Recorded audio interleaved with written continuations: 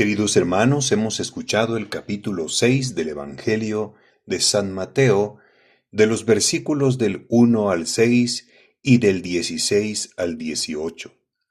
Si nosotros visualizamos directamente en la Sagrada Escritura, nos daremos cuenta, de acuerdo a la versión de la Biblia de Jerusalén, que todavía estamos situados en el contexto del primer gran discurso que haya pronunciado nuestro Señor a tenor del proyecto evangélico de San Mateo.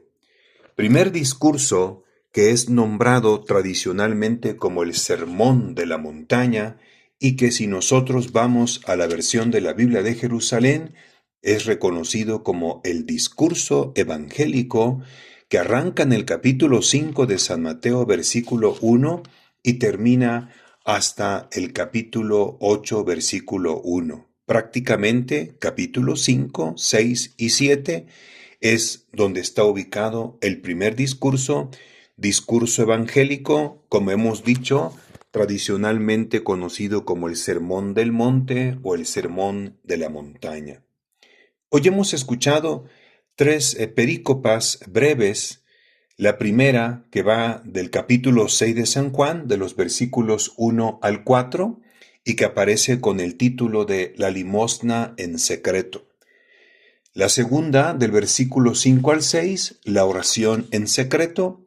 Y finalmente, la tercera perícopa, que va del versículo 16 al 18, con el título de El ayuno en secreto. El rabino de Nazaret, el Hijo de Dios, nuestro Señor Jesucristo, ahora después de haber pasar revista algunos preceptos de la Torá o de la ley, también del Decálogo, allá en el capítulo 5 de San Mateo, desde el versículo 17 hasta el versículo 48, ahora se enfoca en hacer una revisión de las tres prácticas de piedad de la espiritualidad judía que existía propiamente en su época. Y esta es una experiencia que existe en Israel desde mucho tiempo atrás, de generaciones anteriores. ¿Cuáles son estas tres prácticas de piedad religiosa que en la mente del hombre judío de fe estaba convencido, porque este era el fundamento de la espiritualidad judía del Antiguo Testamento? Con estas prácticas de piedad, él estaba convencido que podía convertirse en un temeroso de Dios, en un piadoso de Dios y, por qué no decirlo, en un justo. Obviamente, se trata de tres prácticas de piedad que necesariamente, como dice la terminología, se debe de practicar constantemente, hay que hacerlo. A saber, la limosna, enseguida la oración y finalmente la práctica del ayuno. A modo de introducción, en ese capítulo 6 del Evangelio de San Mateo, versículo 1, dice la palabra de Dios: «Cuidad de no practicar vuestra justicia delante de los hombres para ser vistos por ellos». Vamos a poner nuestra mirada en esa palabra justicia, dikaiosine. De ahí viene la palabra también griega, ya el sustantivo, es el dikaios, que significa justo, dikaiosine, justicia, dikaios, justo, que a su vez sería traducción de dos palabras hebreas, la primera tzedek, que quiere decir justicia, y de ahí al que practica la justicia, tzedek, se le llama en hebreo tzadik, un tzadik. ¿Cómo lograr entonces ser justos delante de Dios, piadosos y temerosos delante de Dios? A través de estas prácticas de la espiritualidad judía. Y vaya que en la mentalidad de un israelita es tan importante realizar las prácticas. Por eso ellos siempre preguntan: ¿qué tengo que hacer? ¿Qué debo de hacer? Recordemos, por ejemplo, aquel hombre rico que se acerca a Jesús en el capítulo 10 de San Marcos, en ese versículo 17, «Maestro bueno, ¿qué he de hacer para tener en herencia vida eterna?». El sentido es: ¿qué tengo que practicar? Obviamente Jesús lo remitió a los mandamientos, a la Torá, a tenor de esa narrativa. Pero en esta ocasión estamos centrados en una temática propiamente de la espiritualidad que existía en el Antiguo Testamento. Nuestro Señor, como lo vamos a observar, una vez más repite el patrón que Él aplicó cuando pasó revista algunos preceptos de la ley. No los desecha, los retoma, los confirma, y no solamente los confirma, pero también llama poderosamente la atención del peligro al que se exponen algunos al utilizar estas tres prácticas de piedad que terminan convirtiéndose efectivamente en justos, en honorables, pero no delante de Dios, sino delante de los hombres, porque lo que realmente estarían buscando no es la gloria de Dios, sino su propia gloria, es decir, su reconocimiento, así como Jesús denunció a los judíos en aquel capítulo 5 de San Juan, donde les muestra la verdadera intención de estos hombres que son principalmente los líderes y los maestros en Israel. Capítulo 5 de San Juan, en ese versículo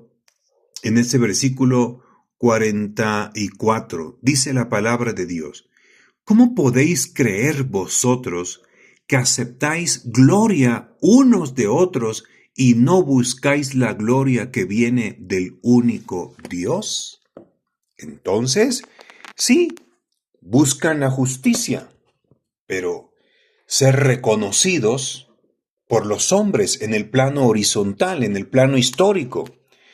Por lo tanto, increíblemente, las tres prácticas de piedad, que son fundamentalmente prácticas religiosas y por eso caen dentro de una espiritualidad, una expresión de fe, porque está en el mundo de la religión, simplemente se instrumentaliza para poder tener gloria, honor, reconocimiento delante de los hombres y no delante de Dios, que es precisamente la finalidad de estas prácticas, porque estas prácticas lo vamos a entender como medios eficaces. Por eso Jesús les da carta de ciudadanía, no los descarta, los asume, los confirma e incluso podemos nosotros verificar más adelante que en su vida, de acuerdo a su naturaleza humana como verdadero hombre, excepto en el pecado, él también sumergido en el contexto israelita, vivió como auténtico judío. Es más, podríamos decir que es el justo por excelencia y también él vivió y practicó de manera intensa estas tres prácticas de piedad, como hemos dicho, a saber, la limosna, la oración y el ayuno.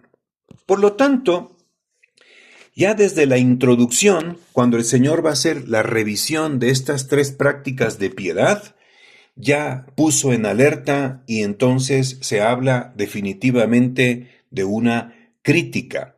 Y podemos preguntarnos, ¿una crítica contra quién? De manera muy especial, pensamos que está enfocado esta crítica en primerísimo lugar a los pastores, a los líderes, a los maestros israelitas, hacia ellos porque ellos tienen una tremenda influencia sobre la comunidad judía, puesto que ellos son representantes y están sentados, como ha afirmado nuestro Señor, en la cátedra de Moisés. Por lo tanto, gozan de una gran autoridad. Mateo 23:2 dice la palabra de Dios: en la cátedra de Moisés se han sentado los escribas y los fariseos. Son los maestros, son los pastores, son los líderes religiosos. Y nuestro Señor apunta su crítica hacia ellos porque ellos efectivamente practican frecuentemente esto de las tres prácticas de piedad y por lo tanto están convencidos que son auténticos tzadik, justos, o dikaios, como decimos también en griego. La crítica entonces apunta hacia ellos, como podemos nosotros verificarlo en el capítulo 15 de San Mateo, En el capítulo 15 de San Mateo, en el versículo 1 y 7, dice la palabra de Dios: entonces se acercan a Jesús algunos fariseos y escribas venidos de Jerusalén. Ahí están los líderes. Y en el versículo 7, apuntando a ellos, Jesús les dice: hipócritas, bien profetizó de vosotros Isaías cuando dijo: este pueblo me honra con los labios, pero su corazón está lejos de mí. No están orientados realmente a la gloria de Dios, sino a su propia gloria.